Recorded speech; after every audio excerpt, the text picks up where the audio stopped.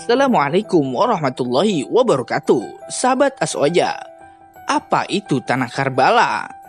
Menurut kaum Syiah, Karbala adalah tempat yang paling terhormat dan mulia di muka bumi ini. Lantas, bagaimana halnya dengan Baitullah Al-Haram? Dalam pandangan Syiah, Karbala tetap lebih utama. Karbala adalah sebuah kota yang terletak di Irak. Karbala sangat bersejarah bagi pemeluk agama Syiah. Tempat terbunuhnya seorang yang suci dari keluarga Rasulullah Shallallahu Alaihi Wasallam, Al-Husain bin Ali bin Abu Thalib radhiyallahu anhuma. Karena memiliki nilai sejarah yang tinggi bagi penganut Syiah, sudah barang tentu Tanah Karbala memiliki nilai kesakralan dalam pandangan mereka. Ini salah satu kebiasaan orang Syiah di mana mereka melakukan perbuatan yang sangat aneh. Mereka dapati tanah di Tanah Karbala, lalu mereka kumpulkan dan ketika sholat, tanah tersebut dijadikan sebagai tempat sujud. Tanah tersebut disebut At-Turbah Al-Husainiyah. Dan di Tanah Karbala, kaum Syiah mengenang kematian Husain dengan melakukan perbuatan yang sangat aneh, yaitu melukai diri mereka sendiri dengan berbagai macam cara yang pastinya sahabat Aswaja sudah tahu. Hal tersebut dilakukan pada hari Asyura tepat tanggal 10 Muharram. Perbuatan yang jelas melampaui batas dalam rangka mengenang kematian Husain dengan rasa penuh kesedihan. Mengenang seperti ini jelas termasuk perbuatan yang diharamkan dan dinilai bid'ah.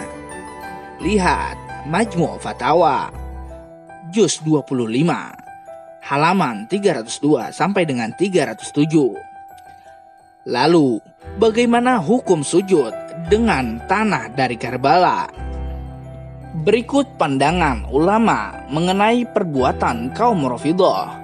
Syekh Abdul Aziz bin Abdullah bin Baz, mufti di kerajaan Saudi Arabia di masa silam ditanya, bolehkah sholat di tanah dan apa faedahnya di pertengahan sholat?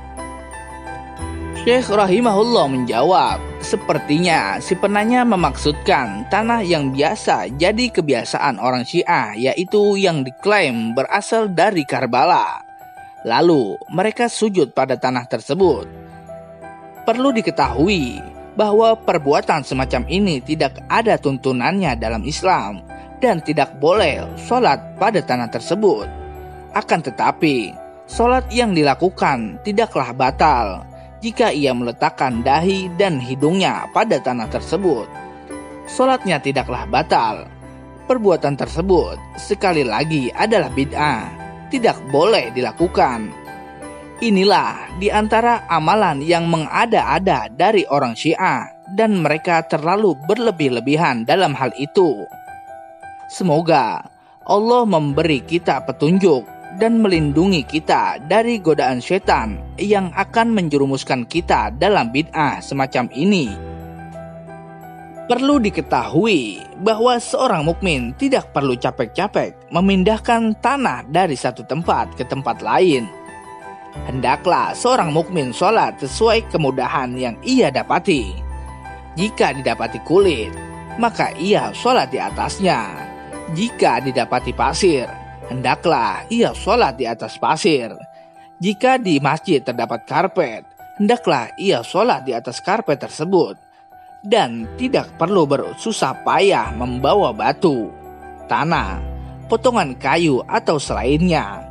Bersusah payah sujud di atas benda-benda tadi adalah bagian dari bid'ah yang tidak ada asal usulnya. Dan ketahuilah, Syiah jelas sangat berbahaya dari doktrin ajarannya, sehingga harus diwaspadai. Banyak tokoh-tokoh muslim khususnya di Indonesia yang terjebak oleh taqiyah mereka, sehingga ikut menjadi bagian dari kelompok Rafidhah tersebut.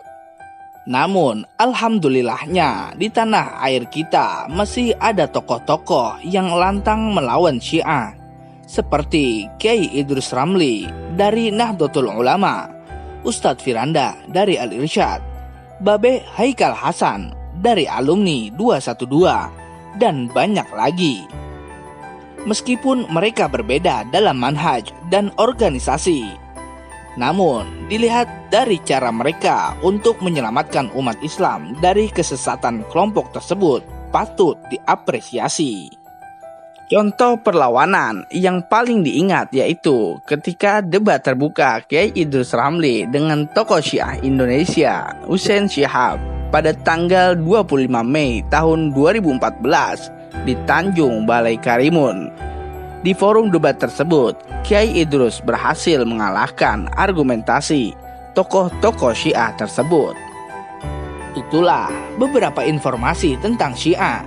Semoga kita dan umat Islam dimanapun berada dijaga dari takyah mereka.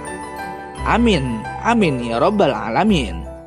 Wassalamualaikum warahmatullahi wabarakatuh.